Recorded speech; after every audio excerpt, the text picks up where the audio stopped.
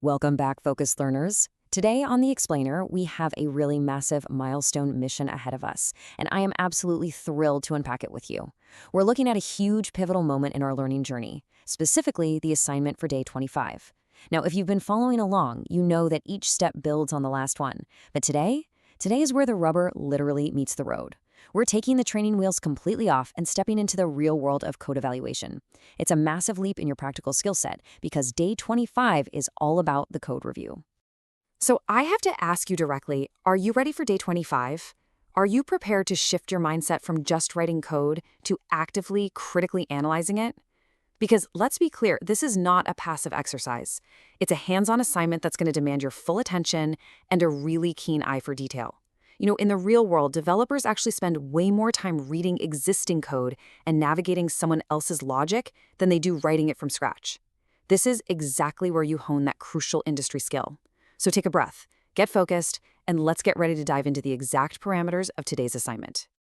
Section 1, the Day 25 Challenge, Reviewing an Open Source Project.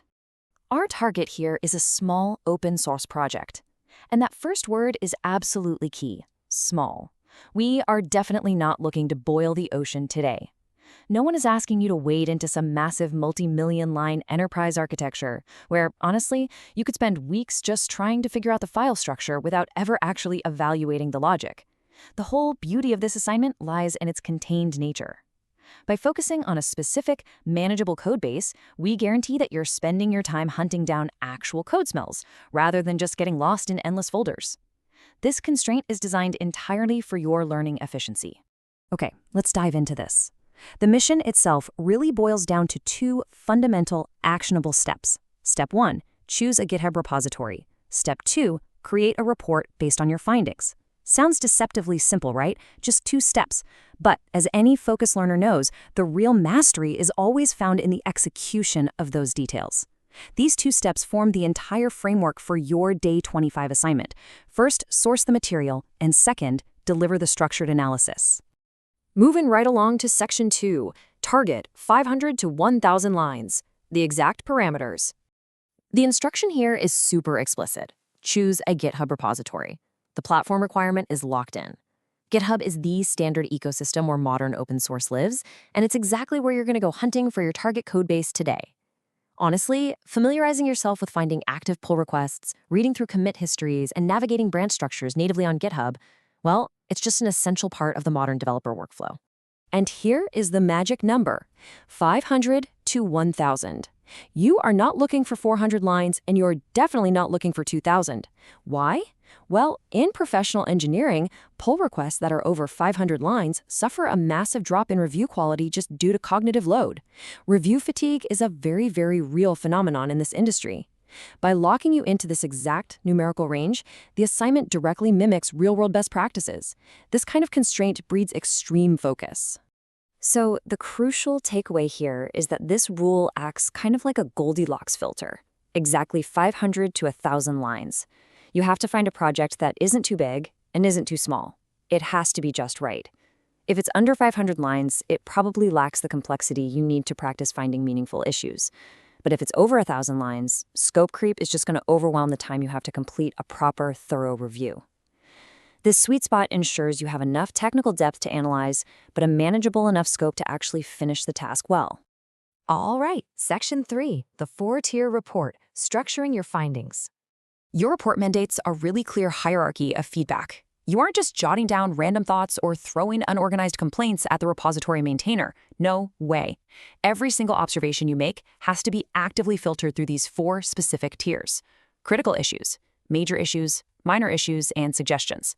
This structure completely changes how you approach the review because it forces you to properly weigh the impact of every single piece of tech debt you uncover. Let's break those down, starting right at the very top. Number 1, critical issues. When you're combing through your 500 to 1,000 lines of code, you are initially hunting for the most severe findings. These are the absolute showstoppers.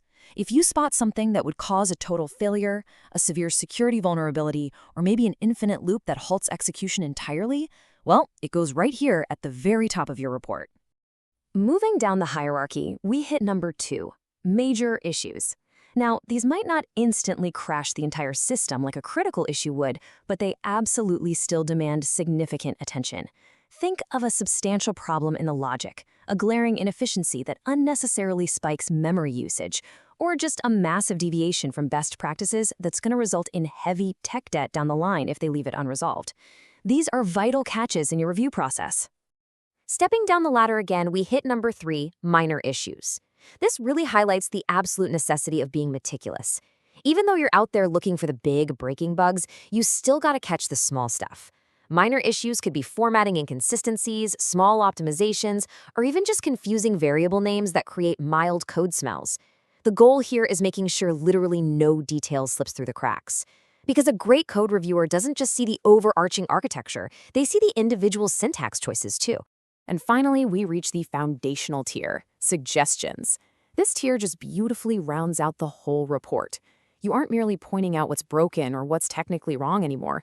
You're providing constructive input for the open source project, offering helpful advice, potential future enhancements, or maybe alternative ways to approach a problem. That is exactly what separates a harsh critic from a truly valuable team player in tech. By stacking your findings this way, you basically triage your thoughts from the most urgent, alarm bell problems at the top, cascading all the way down to helpful, constructive advice at the bottom. This hierarchy is exactly how your mind needs to organize the information as you read through those 500 to 1,000 lines of GitHub code. It ensures PRs are reviewed efficiently, and developers know exactly what needs fixing immediately versus what can just be pushed to a future sprint. This assignment essentially forces you to balance two wildly different mindsets. On one end of the spectrum, you have critical issues, things that are actively destroying the code's functionality. On the completely opposite end, you have suggestions, gentle, constructive ideas for long-term improvement. You have to play the role of the strict auditor finding critical faults, and simultaneously play the role of the helpful mentor offering constructive ideas. It's quite the balancing act. Section 4, your final mission, executing day 25. To summarize, there are strict rules of engagement you've got to execute today to successfully complete this code review. First, exactly 500 to 1,000 lines in a GitHub repository. Second, exactly 4 tiers of feedback in your structured report: critical, major, minor, and suggestions. Burn these 2 parameters into your mind right now. They are the entire blueprint for your success today. If you follow this structure, you are going to conduct a highly effective, professional-grade code review. So, I'll leave you with this final provocative question. What critical issues will you uncover in your 500 lines? The code is out there right now. It's sitting in a repository waiting for your structured analysis.